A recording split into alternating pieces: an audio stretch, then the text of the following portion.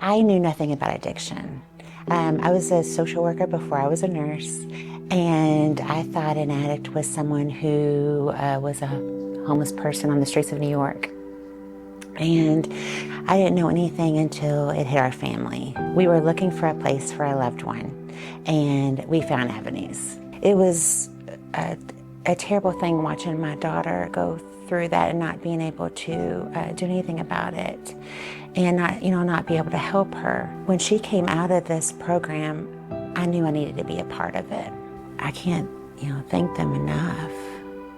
And that's why I'm here, because I want to give back to Avenues what they did for me and my family. I mean, they brought our family back. They gave me my daughter back. When you love someone in addiction, you feel alone. And when I came here, everybody knows what I'm going through, and they give me hope. They give me peace. They give me comfort. And it's amazing. We have therapists here, we have case management, we have nurses, and they've all been affected by it one way or the other. So as soon as you come through this door,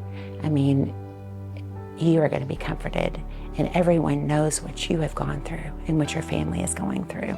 If your loved one is an addict, you need to know that they're fighting something that you don't understand.